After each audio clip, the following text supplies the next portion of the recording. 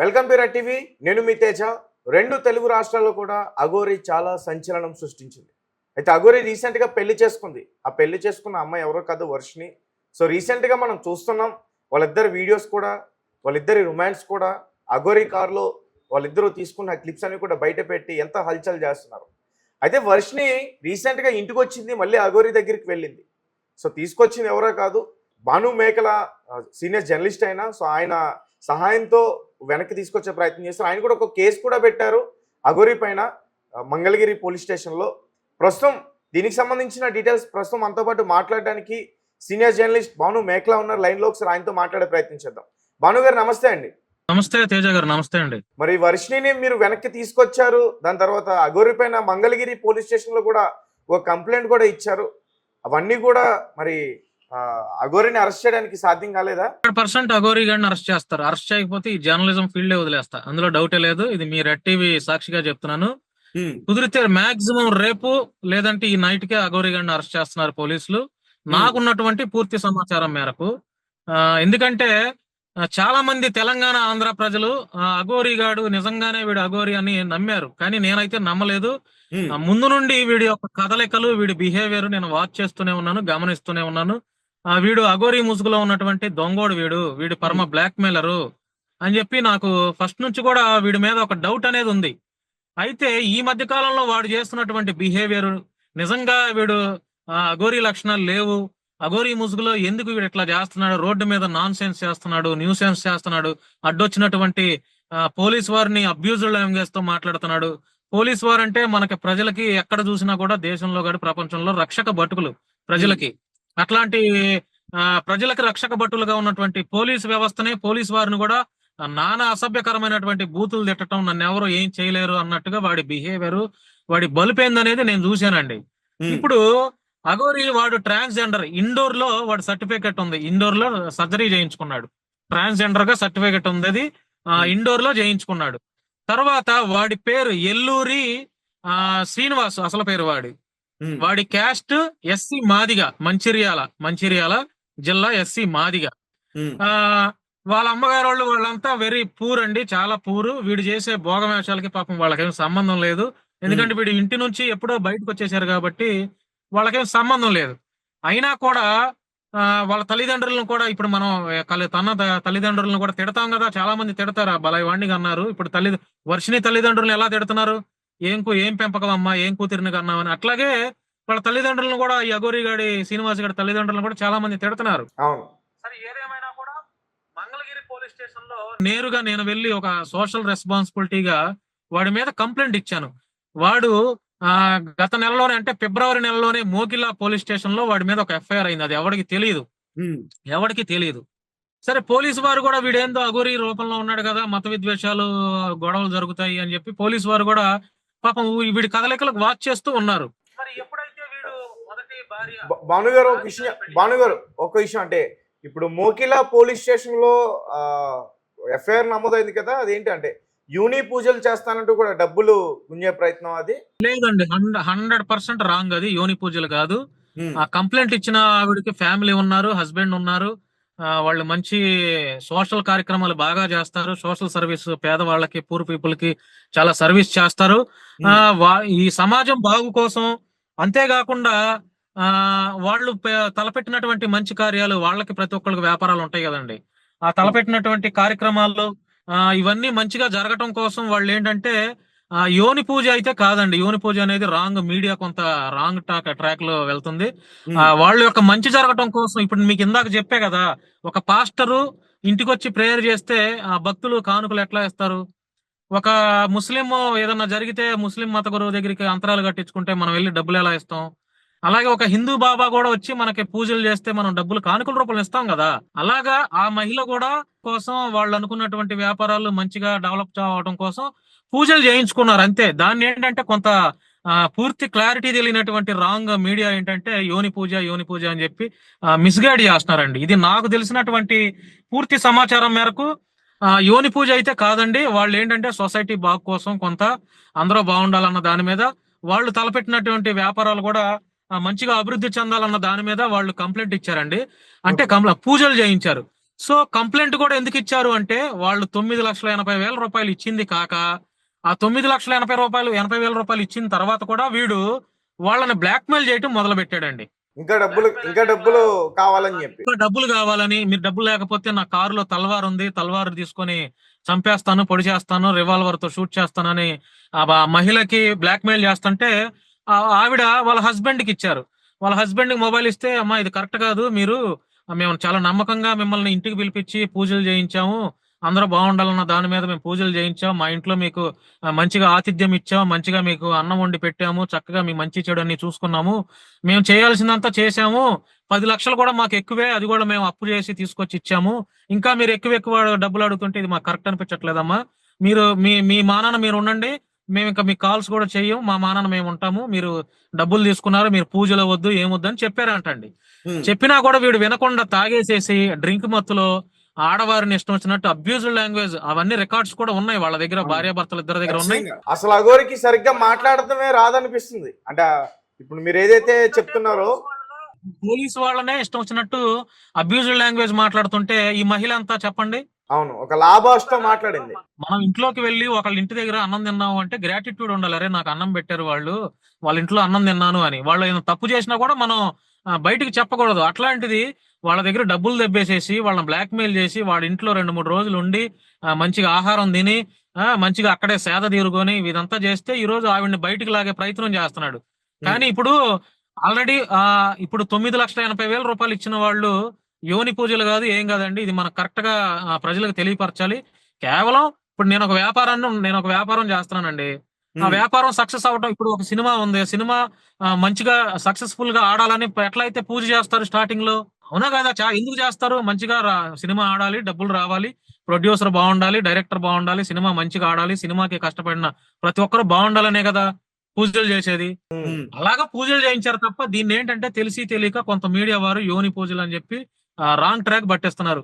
ఎందుకంటే ఈ అఘోరి గాడి మీద నేను కంప్లైంట్ పెట్టాను మంగళగిరి పోలీస్ స్టేషన్ లో. అసలు వీడి గురించి పూర్తిగా నేను ఎంక్వైరీ చేసిన దాంట్లో నాకు తెలిసినటువంటి వాస్తవాలు ఏంటంటే ఇది యోని పూజలు కాదు, వాళ్ళని చాలా బ్లాక్ మెయిల్ చేస్తున్నాడు, చాలా హెరాస్మెంట్ చేస్తున్నాడు, ఇది వాళ్ళ భార్య భర్తలకి వాళ్ళ ఫ్యామిలీ అందరికీ తెలుసు. కానీ వాళ్ళు కంప్లైంట్ ఇచ్చారని, అసలు మంత్రాలు తంత్రాలు తెలియని ఆయన ఏ పూజలు చేస్తాడు? అదే కదా ఇప్పుడు చాలా మంది నమ్మారు కదా, ఇప్పుడు 2 తెలుగు రాష్ట్రాల్లో వాడిని నమ్మారు కదా, నిజంగానే వాడు అఘోరి అని నమ్మారు కదా. సో వాళ్ళు కూడా అలాగే నమ్మారండి. ఇప్పుడు ఒక పాస్టర్ ఉన్నాడు, ఆ పాస్టర్ ఇంటికి వచ్చి ప్రేయర్ చేస్తే మనం నిజంగానే పాస్టర్ వచ్చాడని అనుకుంటాం. అతని భాగవతాలు బయటపడితే మనం ఎట్లా మోసపోయినట్టు తర్వాత అనుకుంటాం. ఈ అఘోరి గాండు కూడా చాలా మంది నమ్మారు కదా, ఎంతమంది నమ్మలేదు అఘోరి అమ్మ అని. సో వాళ్ళు కూడా అలాగే నమ్మి అవును, నేను కూడా నమ్మా.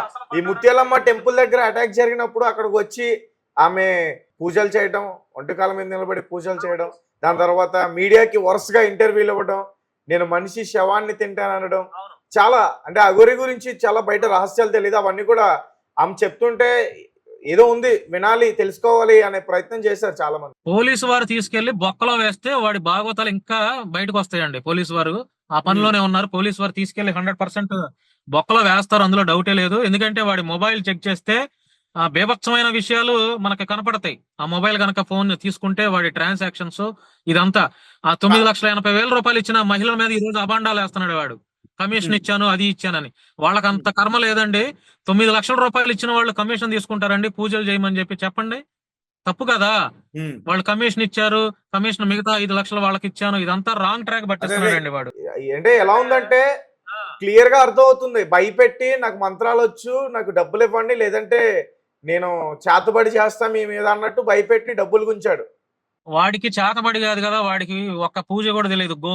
మొన్న ఏదో ఇంటర్వ్యూలో చూశాను, ఏదో ఒక పూజ మంత్రం చెప్పండి అంటే ఓం భీం గూగుల్ క్రోమ్ అంటున్నాడు వాడు.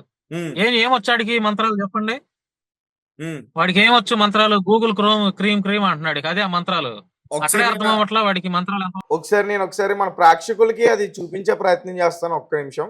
మీరే పంపించినట్టున్నారుగా? అవునండి, అవును.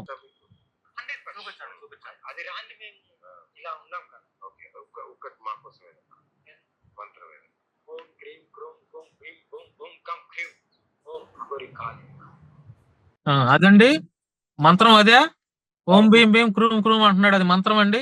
భానుగారు ఒక్క నిమిషం.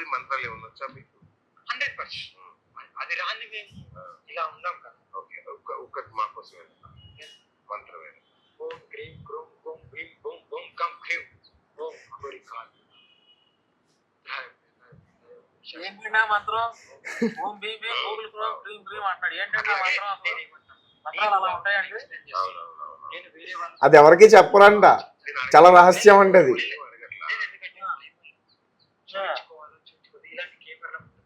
ఇప్పుడు ఒకటి చెప్తున్నాను వినండి.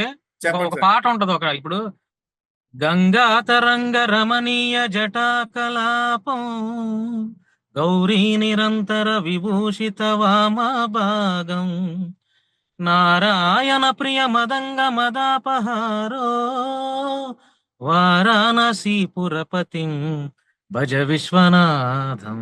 ఇది ఇట్లా ఈ టైప్ కూడా రాదండి వాడికి. ఈ టైప్ కూడా రాదు వాడికి, దానికి అర్థం కూడా తెలియదు.